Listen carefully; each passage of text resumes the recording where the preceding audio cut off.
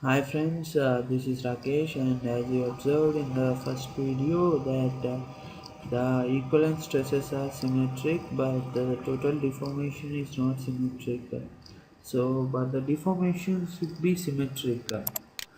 Uh, the numerical values, the reason for this is ANSYS Workbench has created some weak springs because we haven't provided enough supports for the structure to be stable. If we haven't provided sufficient number of supports, the structure will become unstable, and so the at with a very small load it moves infinitely in the universe. So in order to stabilize that, it has a concept called weak springs, and which you can just google it out.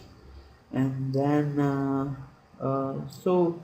but the deformations should be symmetric, so the numerical values of the displacements are relative to a certain point which has been arbitrarily chosen or created by the created, which are attached to the weak springs. So in order to avoid such type of awkwardness in results, we can exploit the symmetrical conditions in such type of models.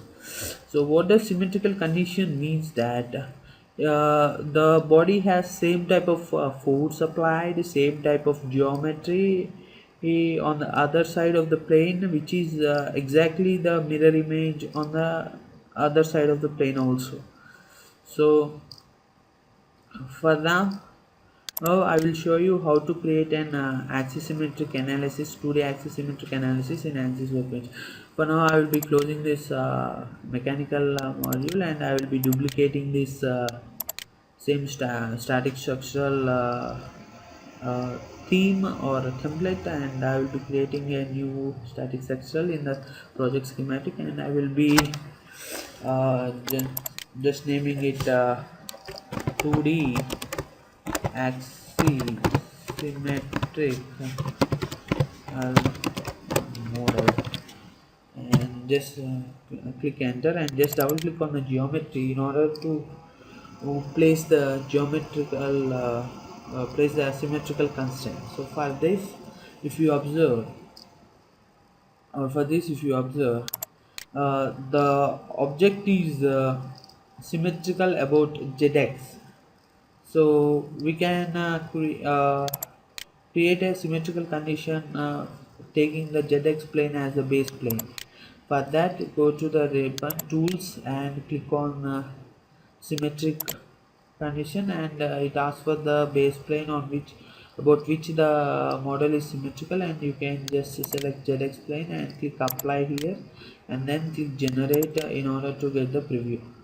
So here we have put one symmetrical condition. So if you observe that this is also symmetrical about another uh, about the zx plane only, but it's not present at the predefined angle or predefined plane angle. So we have to create a new plane at an angle in which, so that this acts as a symmetrical object. So for that, we have to go to a new plane option, which is present on the top left of the ribbons, and just click on the new plane, and we ask what is the base plane. If you want to change, you can just click it and change it, or otherwise you can leave it to default, because we have used zx before, so it has taken zx plane as the default plane, and so it has some options. So I won't this option is transform option is that if you want to just it has some options.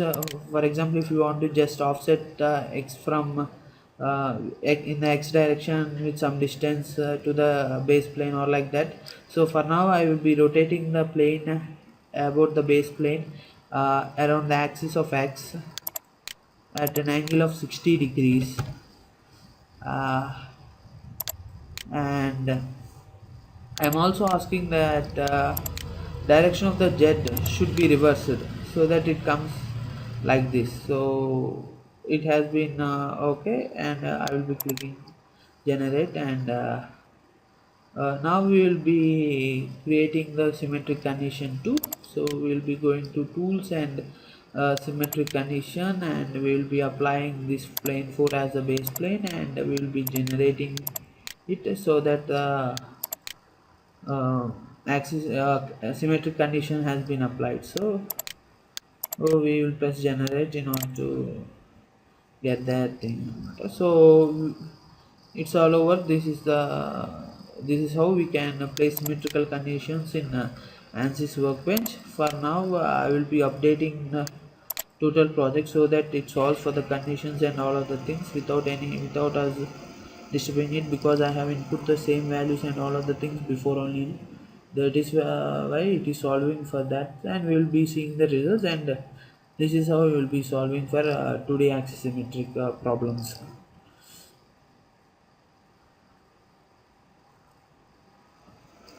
So it is going on. So meanwhile, we'll be talking about the uh, global coordinate system. So there is a unique global coordinate system where the axes are shown in the bottom right corner of the graphics area. Workbench uses red colors to represent X, green color to represent Y, and blue color to represent Z axis respectively. So, and again, each plane has its own local coordinate system using the same color codes. For example, as we used, if we take ZX plane as an example, the local XY plane coincides with the global ZX plane, and the local ZX points upwards. When we specify the plane as a plane of symmetry, the plane's XY plane is used by the workbench to cut away the portion of the model which is present on the negative Z side. So this is how the symmetric conditions is applied. And now for now we can just click on the model or click on the results in order to view the results, total deformation and equivalences. So for now, thank you, bye.